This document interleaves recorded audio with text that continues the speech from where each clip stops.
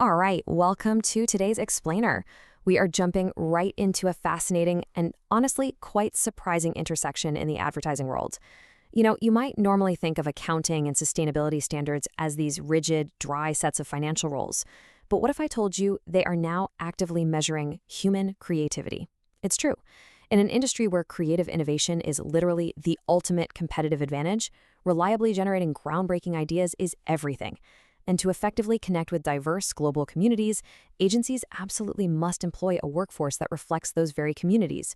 So today, we're going to explore how workforce diversity and inclusion isn't just some nice-to-have moral imperative, but a critical, measurable driver of an agency's financial performance. Okay, let's dive into this. Listen to this direct quote straight from the SASB sustainability standard for the advertising and marketing industry. Competitive advantages come from producing creative, innovative ideas. Now, that sounds obvious, right?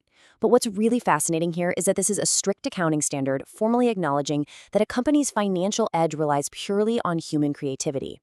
We're going to uncover exactly how this standard connects that kind of abstract creativity to hard, non-traditional financial metrics. So here is our roadmap for today. We're going to start by looking at this new standard, then walk through defensive risk mitigation metrics like data privacy and advertising integrity, and finally, we'll uncover the ultimate offensive reward, how diversity acts as the creative engine for global campaigns.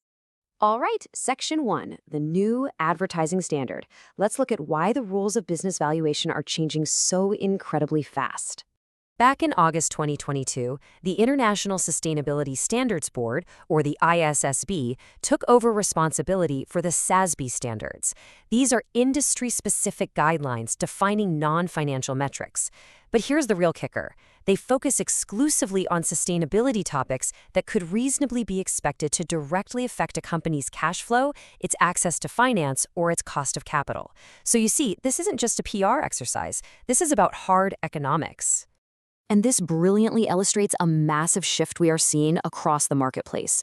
We all know the traditional financials, right? Revenue, profit margins, overhead. But under this new standard, assessing an advertising agency's true value actually requires looking at how they handle data privacy, how they uphold the integrity of their campaigns, and the diversity of the workforce they employ. The definition of business value has officially expanded.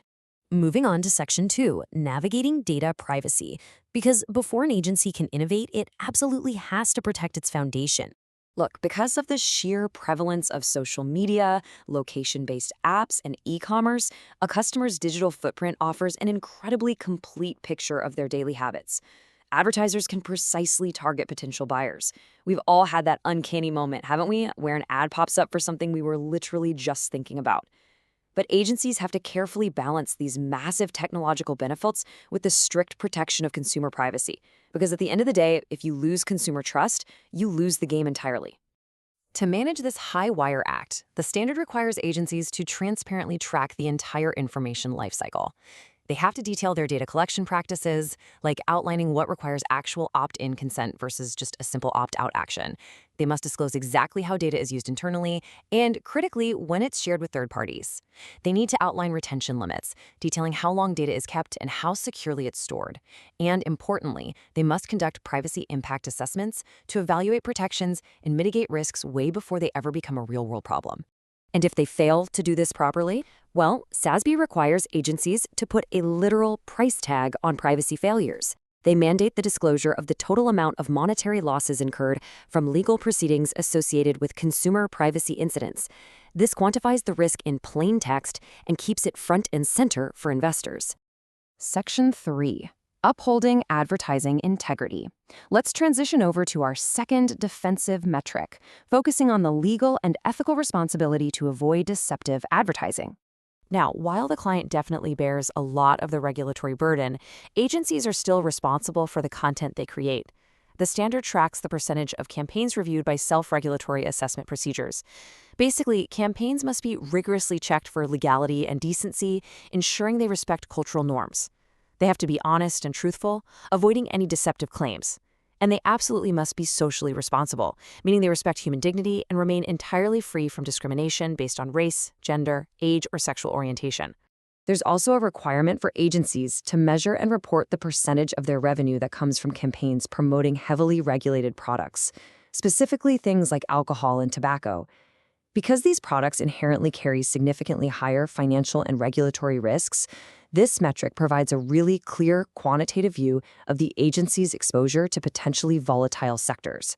So the crucial point is, we've looked at how agencies must mitigate risks. They lock down data privacy and ensure campaign integrity to protect the brand. But here's the thing. Risk mitigation doesn't win awards. It doesn't capture hearts and minds. So how do we move from defense to offense? How does an agency actually fuel the vibrant cinematic innovation required to launch a truly global campaign? That brings us to Section 4, Diversity, the creative engine. This is the real climax of today's explainer, looking at diversity as the true creative engine of the advertising industry. This is perhaps the most vital takeaway from the SASB standard. Larger entities manage campaigns for global clients across vastly different cultures, right? Well, to reach those diverse audiences effectively, your creative space must be a vibrant, dynamic environment. Just picture a modern, open-concept agency buzzing with energy, filled with professionals from completely different backgrounds, sharing sketches, debating storyboards, laughing together, and bringing truly unique perspectives to the table. You simply cannot connect with the community if your workforce doesn't reflect that community. This standard makes it undeniably clear. A diverse workforce is a critical factor in improving service outcomes and enhancing financial performance. It's officially recognized as a direct driver of an advertising agency's financial success. When diverse talent feels empowered to collaborate, you get better ideas. Better ideas lead to better service outcomes for clients, which ultimately solidifies the agency's competitive advantage in a massive way. Section 5, Measuring Inclusion Effectively. So, if diversity is the engine of financial performance, how does this standard actually quantify and measure this inclusion? Let's move to and see how this builds. Agencies can't just provide a single, vague diversity metric to get a pat on the back anymore. To ensure equitable representation at every level of power and influence, they have to categorize their global workforce into 4 distinct buckets: executive management, non-executive management, highly skilled professionals, and all other employees. Now, what's really interesting about this slide is the incredible transparency it demands. Agencies must publicly disclose the percentage of gender representation across all 4 of those employee categories. This practically forces an agency to prove that women, men, and those of other gender identities aren't just present at the entry level, but are equitably represented all the way up to executive management, where the policy and direction are actually formulated. And they must do the exact same thing for broader diversity groups, too. The standard defines diversity as populations who have been historically marginalized, whether by race, ethnicity, disability, indigenous background, or sexual orientation. By mapping these specific groups against those 4 management tiers, investors and clients can see exactly who is making the creative decisions. There's no hiding behind an aggregate average. Section 6, the bottom line. Let's pull all of these threads together to understand the full picture of sustainability in advertising. What we've seen today is a truly holistic approach to evaluating an agency's future readiness. First, they have to defend the brand by meticulously mitigating privacy risks in an era of highly targeted data. Second, they must ensure campaign integrity by holding themselves to strict ethical and legal standards.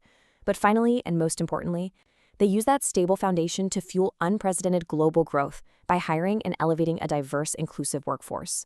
That right there is the winning formula. I want to leave you with this final provocative thought. Whether you work in an agency, hire an agency, or you're just someone who consumes media every day, ask yourself, how does the workforce behind the scenes actually reflect the global audience they are trying to reach?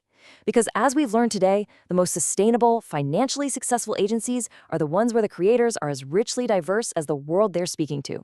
Thanks so much for joining me on this explainer, and keep asking the big questions.